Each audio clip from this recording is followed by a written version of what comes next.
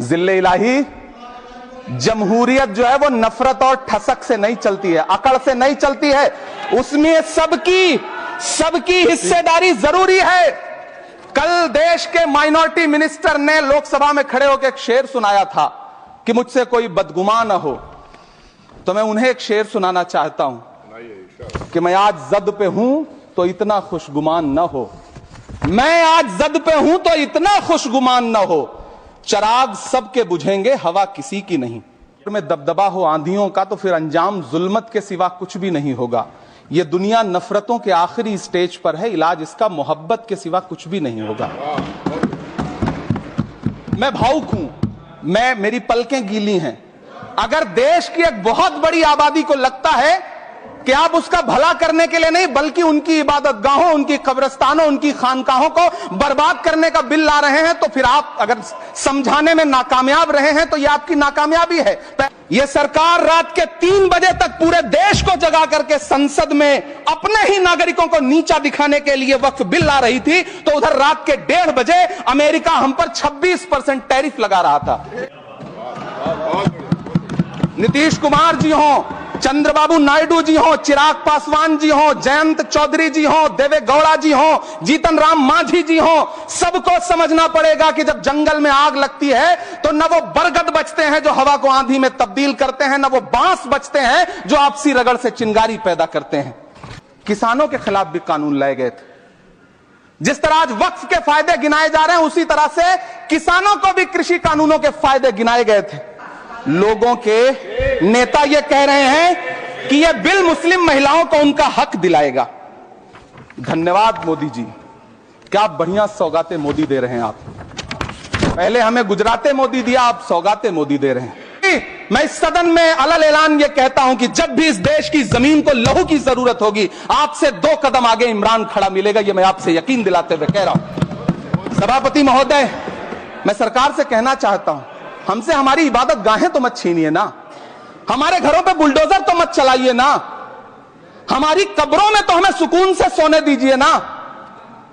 सभापति महोदय, हम ही को कातिल कहेगी दुनिया, हमारा ही कत्लेआम होगा, हम ही कुएं खोदते फिरेंगे, हम ही पे पानी हराम होगा।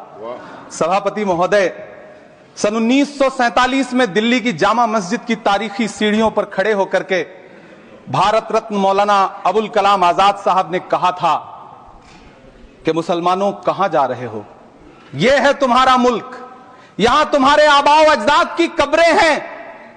उस वक्त मौलाना आजाद की ये सदाएं सुन करके लोगों ने अपने सरों की गठरियां उतार करके रख दी थी। आज उसी दिल्ली में मौजूद देश की संसद में एक बिल आया है जो हमसे उसी जामा मस्जिद की सीढ़ियों के सबूत मांगेगा, जो उन्हीं सीढ़ियों के पास अपनी कब्र में सोए हुए मौलाना आजाद को फिर से कब्र से सदा देनी पड़ेगी कि ये जो कब्र है वो मेरी कब्र है, ये किसी सरकार की जागीर नहीं है। सभापति महोदय, मैं जहां खड़ा हूं इसी संसद भवन के सामने सड़क के उस पार अपनी कब्र में सोए हुए भारत के पूर्व राष्ट्रपति फखरुद्दीन अली अहमद की कब्र है। शायद अब उस कब्र से भी सदाएं आए कि यह कब्र मेरी कब्र है, यह सरकार की जागीर नहीं है। सभापति महोदय, मैं वक्फ कानूनों में किए जा रहे संविधान विरोधी बदलावों के खिलाफ बोलने के लिए खड़ा हुआ हूं। संविधान का आर्टिकल 14 हो, 29 हो, 30 हो, चीख चीख कर कहता है कि देश में सब बराबर के हकदार हैं। आर्टिकल 26 कहता है कि सबको अपने अपने मजहबी कामों के लिए मंदिर, मस्जिद, गिरजाघर, गुरुद्वारों का निर्माण करने का हक है और उसका रखरखाव का भी हक है। लेकिन डॉक्टर बाबा साहब अंबेडकर के संविधान को हर दिन कुचलने वाली यह सरकार देश के मुसलमानों से नफरत में इतनी अंधी हो गई है कि खुलेआम देश की संसद में देश सरकार के माइनॉरिटी मिनिस्टर साहब और होम मिनिस्टर साहब झूठ बोलते हैं और देश को गुमराह करते हैं, झूठ शब्द असत्य बोलते हैं। सरकार ने इस बिल का नाम उम्मीद रखा है। मंत्री जी कल से इसे देश के मुसलमानों के लिए नई उम्मीद बता रहे हैं। नहीं मंत्री जी, न तो यह बिल मुसलमानों के लिए नई उम्मीद है और न ही उम्मीद की नई किरण। सभापति महोदय, भाजपा ने पूरे देश में वक्फ के नाम पर कई सारे झूठ फैलाए हैं। आइए आज उनकी सच्चाई पर बात करते हैं। वक्फ ट्रिब्यूनल को संसदीय शब्द ऐसे बताया जाता है जैसे वक्फ ट्रिब्यूनल कोई मजहबी खाप पंचायत हो। सभापति महोदय, जबकि सच्चाई यह है कि वक्फ ट्रिब्यूनल भी तो सरकारी न्यायिक विभाग है, जिसमें सरकार द्वारा नियुक्त जज होते हैं, जिसमें प्रशासनिक अधिकारी होते हैं, कहीं ऊपर से थोड़ी आ गए। सभापति महोदय, देश के गृह मंत्री जी ने इसी सदन में कहा कि वक्फ ट्रिब्यूनल के फैसले के खिलाफ कोई कोर्ट नहीं जा सकता, जबकि सच यह है कि वक्फ एक्ट 1995 की धारा 83(9) के तहत हाई कोर्ट वक्फ ट्रिब्यूनल के फैसले की न सिर्फ समीक्षा कर सकता है बल्कि उसे बदल भी सकता है। सच तो यह है कि वक्फ बोर्ड खुद अपनी जमीनों के लिए कई सारी कोर्ट में मुकदमे लड़ रहा है। सभापति महोदय, दिल्ली की जिन 123 संपत्तियों को लेकर कल माइनॉरिटी मिनिस्टर, होम मिनिस्टर साहब और अभी आदरणीय नेता सदन बात कर रहे थे, आइए उनकी सच्चाइयों पे भी बात करते हैं। 1911 में जब अंग्रेजी हुकूमत ने कोलकाता के बजाय दिल्ली को राजधानी बनाने का फैसला किया, तो रायसीना हिल्स के चारों तरफ जो मुसलमानों की ढेर सारी जमीनें थी उनको एक्वायर किया गया और लुटियन को इसकी तामीर की जिम्मेदारी सौंपी गई। सेंट्रल विस्टा की तरह लुटियन जोन का मेगा प्लान तैयार हुआ, लेकिन उस वक्त के मुसलमानों ने उस वक्त की अंग्रेजी हुकूमत से अपनी इबादत गाहों को बचाने के लिए लड़ाई लड़ी। मामला ब्रिटिश गवर्नमेंट तक पहुंचा। तब यह तय हुआ कि वो जो धार्मिक स्थल हैं उन्हें जस का तस रहने दिया जाएगा। इंडिया गेट के बगल वाली मस्जिद हो, जाब्तागंज, सुनहरी बाग मस्जिद हो, पार्लियामेंट रोड वाली मस्जिद हो, ऐसी 123 संपत्तियों के मैनेजमेंट के लिए 1913 में मुसलमान वक्फ वैलिडेशन एक्ट बना और उसके बाद एक नया शहर बसाया गया जिसे लुटियंस जोन का नाम दिया गया। फिर 1943-45 के बीच एक और समझौता हुआ आजादी से पहले, उसके तहत काफी सारी वक्फ जायदादों को सुन्नी मजलिस औकाफ बनाकर उसके अंडर किया गया ताकि उसकी देखरेख की जा सके।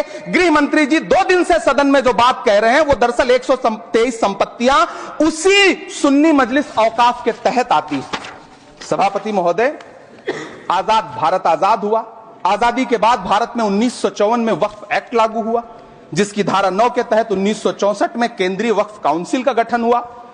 दिल्ली की वही 123 प्रॉपर्टीज को 1970 में सर्वे गजट करके गजट नोटिफाई किया गया। इसके निपटारे के लिए पूर्व प्रधानमंत्री इंदिरा जी के द्वारा 1974 में एक बर्नी कमेटी बनाई गई। बर्नी कमेटी ने 1976 में इन 123 संपत्तियों को दिल्ली वक्फ बोर्ड की संपत्ति होने की रिपोर्ट सौंपी। उस रिपोर्ट के आधार पर 1984 में कांग्रेस सरकार ने उन 123 प्रॉपर्टीज को दिल्ली वक्फ बोर्ड को सौंपने का फैसला किया, जिसके खिलाफ विश्व हिंदू परिषद कोर्ट गई। मामला 2011 तक पेंडिंग रहा। फिर 2011 में कोर्ट ने सरकार को आदेशित किया कि इसका निपटारा करो। तब 2013 में तत्कालीन यूपीए सरकार ने दिल्ली की उन्हीं 123 जायदादों को बर्नी कमेटी की सिफारिशों के मुताबिक वक्फ बोर्ड के हवाले किया। यही वो प्रॉपर्टीज हैं जिनके नाम से गृहमंत्री जी कल से कांग्रेस को कोस रहे हैं। फिर आई 2014 में भाजपा की सरकार, जो तब से इन जमीनों को हड़पने की साजिश कर रही है।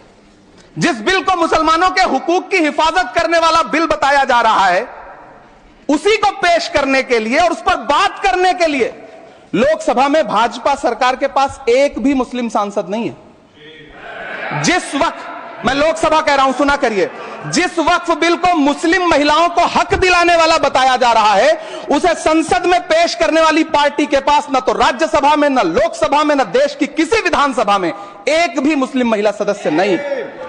कल किरण रिजिजू जी कह रहे थे कि रेलवे की जमीनें देश की जमीनें हैं, डिफेंस की जमीनें देश की जमीनें हैं।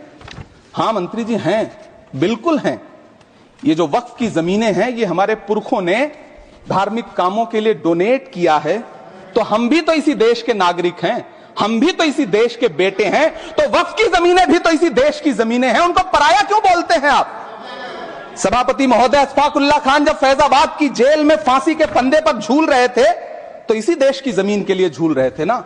सभापति महोदय, अंडमान की जेल में काला पानी की सजा काटकर अपनी जान देने वाले मौलाना फजले हक खैराबादी हो या शेर खान अफरीदी हो, वो भी तो इसी जमीन के लिए अपनी जान दे रहे थे ना। सभापति महोदय, पाकिस्तान के खिलाफ लड़ते हुए अपनी जान देने वाले महावीर चक्र विजेता ब्रिगेडियर उस्मान हो या पाकिस्तान के पैटर्न टैंक उड़ाने वाला परमवीर चक्र विजेता वीर अब्दुल हमीद हो, वो भी तो इसी जमीन के लिए अपनी जान दे रहा था ना। और मंत्री जी, मैं इस सदन में अलग ऐलान ये कहता हूं कि जब भी इस देश की जमीन को लहू की जरूरत होगी, आपसे 2 कदम आगे इमरान खड़ा मिलेगा, ये मैं आपसे यकीन दिलाते हुए कह रहा हूं। सभापति महोदय, मैं सरकार से कहना चाहता हूं, हमसे हमारी इबादत गाहें तो मत छीनिए ना, हमारे घरों पे बुलडोजर तो मत चलाइए ना, हमारी कब्रों में तो हमें सुकून से सोने दीजिए ना। सभापति महोदय, माइनॉरिटी मिनिस्ट्री का बजट कट करके, मुस्लिम बच्चों की स्कॉलरशिप बंद करके अब सरकार कह रही है कि हम वक्फ की आमदनी से गरीब मुसलमानों का भला करेंगे। गुजरात की बेटी बिल्किस के बलात्कारियों की रिहाई के बाद उन्हें माला पहनाने वाली लोगों के नेता ये कह रहे हैं कि यह बिल मुस्लिम महिलाओं को उनका हक दिलाएगा। धन्यवाद मोदी जी, क्या बढ़िया सौगातें मोदी दे रहे हैं आप। पहले हमें गुजराते मोदी दिया, आप सौगातें मोदी दे रहे हैं। लेकिन यह सरकार इतना याद रखे कि इसी ठसक के साथ देश की संसद में सीए का कानून भी लाया गया था और कहा गया था बड़े बड़े भाषण देकर के कि पड़ोसी देशों से हिंदू भाइयों को ला करके यहां नागरिकता दी जाएगी। लेकिन मैं आपके संज्ञान में लाता हूं सर कि पिछले इतने दिनों में इनसे नागरिकता लेने के लिए 2000 व्यक्ति भी नहीं आए, जबकि इसके उलट इन्हीं की सरकार में पिछले 10 साल में 15 लाख से ज्यादा भारतीयों ने भारत की नागरिकता छोड़ करके दूसरे देश में जाकर के बस गए। यह हुआ उस कानून का अंजाम। सभापति महोदय, इसी तरह की जिद के साथ किसानों के खिलाफ भी कानून लाए गए थे। जिस तरह आज वक्फ के फायदे गिनाए जा रहे हैं, उसी तरह से किसानों को भी कृषि कानूनों के फायदे गिनाए गए थे। लेकिन अंजाम क्या हुआ? 700 किसानों की शहादत लेने के बाद सरकार को अन्नदाता किसानों के सामने घुटने टेकने पड़े और कृषि कानून वापस लेने पड़े। जिल्ले इलाही, जमहूरियत जो है वो नफरत और ठसक से नहीं चलती है, अकड़ से नहीं चलती है, उसमें सबकी हिस्सेदारी जरूरी है।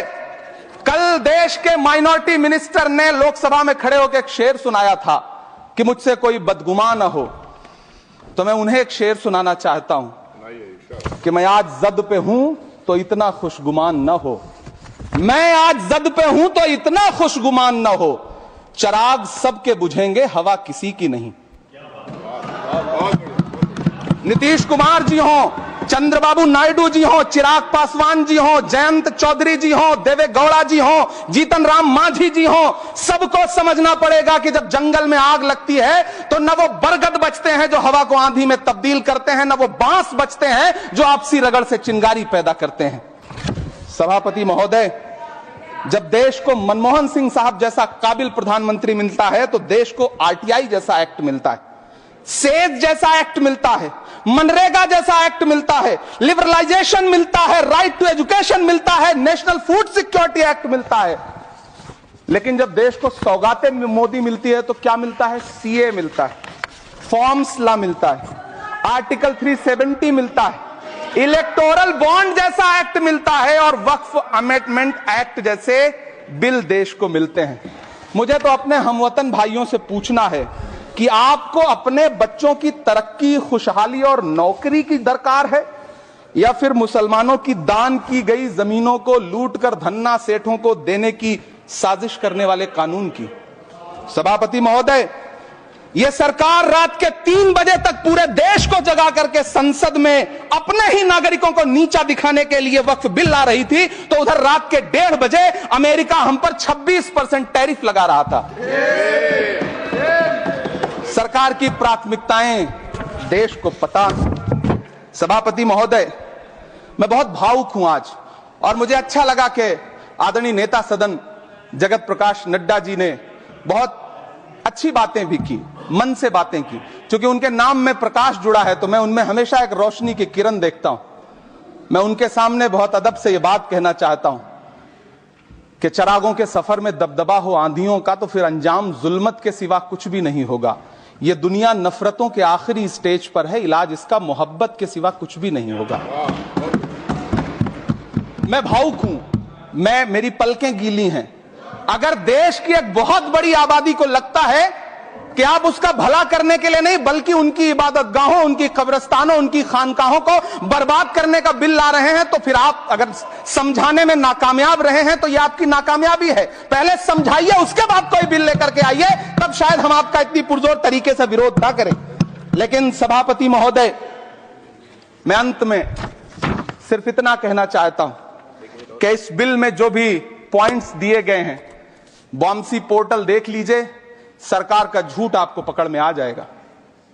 हम डरे नहीं हैं, हम सिर्फ सरकार से अपील कर रहे हैं कि हमें अपना समझिए।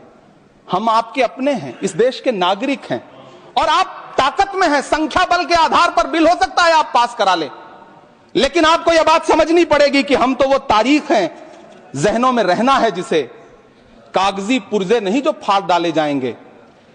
जिस जमीन पर मैं खड़ा हूं यह मेरी पहचान है। आप आंधी हैं तो क्या मुझको उड़ा ले जाएंगे? आपको यह बात समझनी पड़ेगी। आपको अगर इतना विपक्ष की तरफ से पहले जेपीसी में इतने सारे पॉइंट्स आए और उसके बाद कल से लोकसभा में और राज्यसभा में सुझाव आप सुनने को तैयार नहीं है, लोगों की शंका को दूर करने के बारे में आप बिल्कुल सोच नहीं रहे, बस आप कह रहे हैं यह बिल उम्मीद की नई किरण है। नहीं साहब, इसे भले किरण जी लेके आए हैं, लेकिन यह उम्मीद की नहीं बल्कि नाउम्मीदी की किरण है। और इस देश की एक बहुत बड़ी आबादी इस बात से खदशे में है, शक में है कि आप सीधे उनकी जमीनों को लूट करके धन्ना सेठों को बेचना चाहते हैं। मेरी अब भी आपसे अपील है कि इस बिल को वापस लीजिए। यह बिल कहीं से आपके अपने नागरिकों के लिए अच्छा नहीं है। यह बिल सिर्फ इस देश के मुसलमानों को नीचा दिखाने का और अपने एक ऐसे मतदाता वर्ग को खुश करने का बिल है जिनको इस बिल के पास हो जाने से कुछ मिलेगा भी नहीं, लेकिन आप एक नैरेटिव देना चाहते हैं, एक मैसेज देना चाहते हैं। मेरी आपसे अपील है कि कृपया ये जो सबका साथ सबका विकास का नारा है, इस नारे को रत्ती भर तो चरित्रार्थ कर दीजिए। बहुत बहुत धन्यवाद।